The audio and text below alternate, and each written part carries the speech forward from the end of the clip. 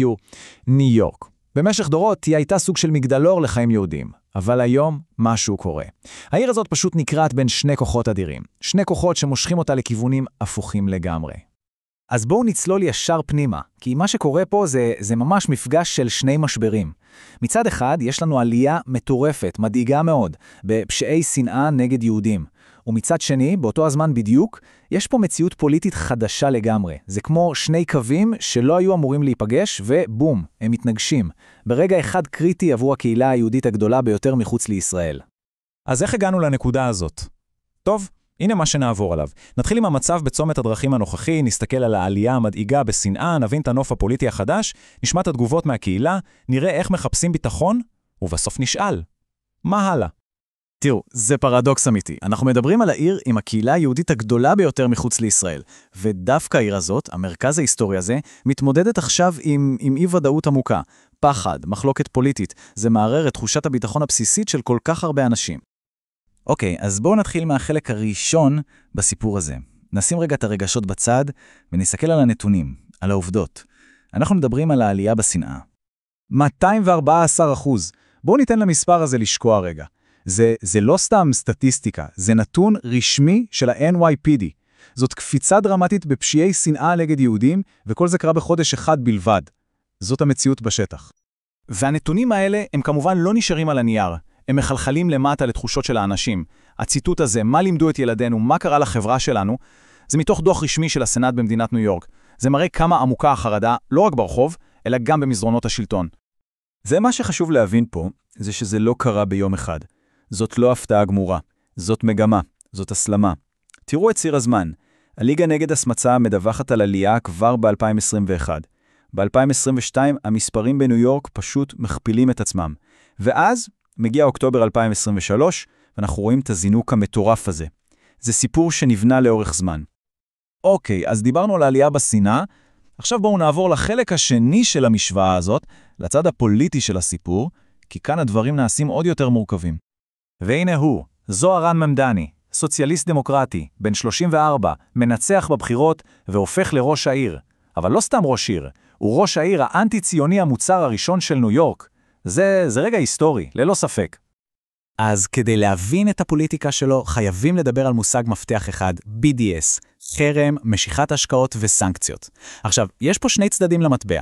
התומכים יגידו שזה כלי לא אלין, לגיטימי, כדי להפעיל לחץ על ישראל, אבל המבקרים, וזה כולל את ממשלת ארצות הברית, טוענים שזה קו דק מאוד שלפעמים חוצה לאנטישמיות ובעצם מנסה לעשות דה-לגיטימציה למדינת ישראל.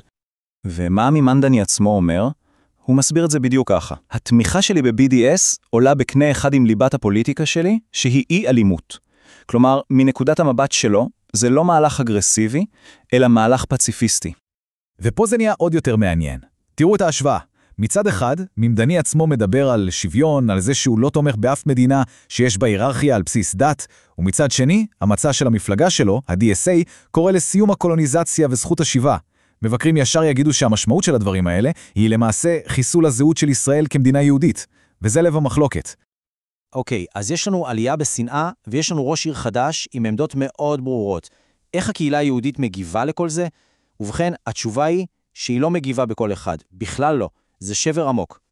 תסתכלו על הנתונים האלה מסקר שנערך ממש לפני הבחירות. זה מדהים.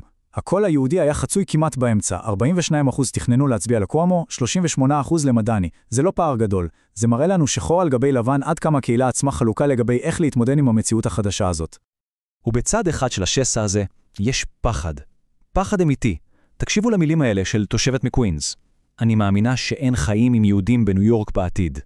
לשבת עכשיו ולחשוב לאן ילך הלאה, זה די עצוב. זה קול שמדבר על ייאוש, על מחשבות לעזוב. זה לא רק פוליטיקה, זה קיומי. אבל, ויש פה אבל גדול, יש את הצד השני. קול אחר לגמרי, פעילי קול יהודי לשלום אומרים בעצם את ההפך הגמור. התמיכה שלהם בממדני היא לא למרות עמדותיו לגבי הפלסטינים, אלא בגללן. מבחינתם זה מייצג את הערכים שלהם.